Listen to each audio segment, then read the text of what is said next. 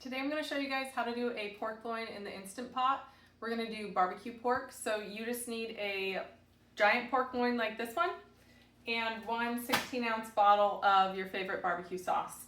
This pork loin is 6 pounds and it's going to take about 40 to 60 minutes in the Instant Pot. Alright, so I have cut the pork loin up into smaller pieces. And I also removed some of the fat because there's a really big fat cap on it and you don't need that much fat. You can always add butter to your Instant Pot if you'd like, but that's not even necessary. You just need a minimum of 1 cup of water. So I'm putting this in first, but keeping about a half cup. I'll show you why later. And then I'm also going to put about half of the bottle of barbecue sauce in.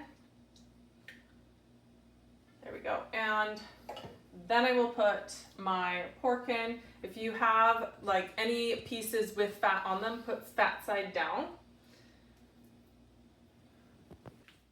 So it's gonna look like this.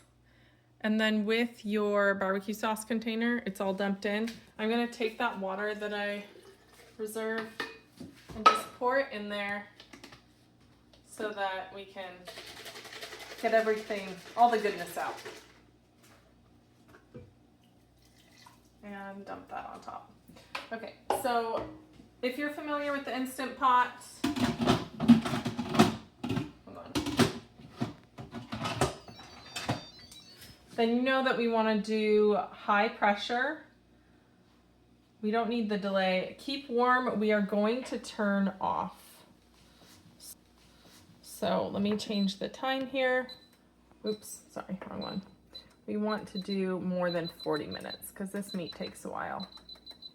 We got a lot in there. Okay, high pressure, we're good there. Oops. And okay, so the only thing I want to turn off is the keep warm. Turn that off. Okay, and then we can start our Instant Pot. Now the reason why you don't want the keep warm on is because it's going to keep that pressure. And we're going to want it to release naturally. When you have a really full Instant Pot or something that gives off a lot of juice, or say you're doing soup, you never want to do a manual release where you're pressing the button and releasing the steam yourself, because you will get a very, very scalding hot shower of whatever liquid is in your Instant Pot. So a couple little troubleshooting things. If you get a little notice across here that says burn, you simply don't have enough liquid in there. And what you can do is you can shut it off. Sometimes you have to wait for the pressure to release. Sometimes you're able to just kind of pulse it and slowly release pressure yourself. And you can kind of stir things up. If you need to add liquid, you can add liquid. I've had that notice and I know I have enough liquid in it and the notice goes away. So that's just something that could happen, but if you put a cup of water in, it's probably not going to. Again, we're just going to do the natural release, and I will show you what this looks like when we're all done. All right, this is completely done now. It released all the pressure. It took about an extra 45 minutes, so during that time that it was releasing that pressure, it was continuing to cook and really trapping in the juices. The entire house smells so good. So this is what it looks like currently. It is extremely hot, so you might want to wait for it to cool down, but I'm going to transfer it to my glass pan here and shred it with my meat claws.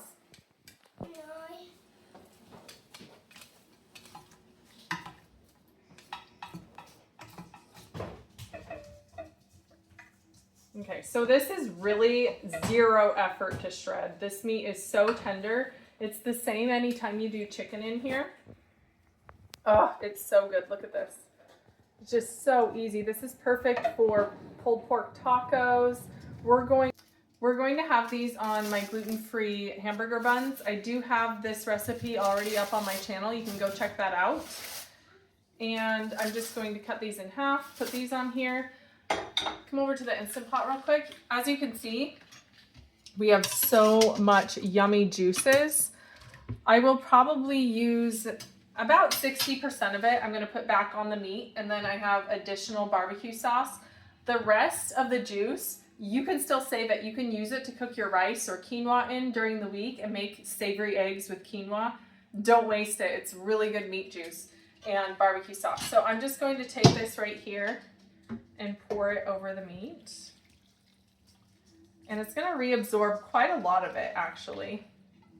We'll give it a few minutes to absorb it.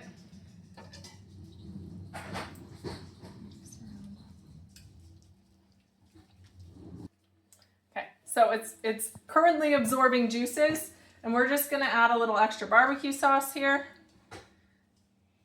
I'm going to whip out some shredded cheese, some shredded lettuce, and we're just going to make really delicious pulled pork barbecue sandwiches. I hope you enjoyed this video. Give it a thumbs up and subscribe to my channel if you haven't already. Let me know in the comments below what you want to see me cook next. Thank you so much, guys. Bye.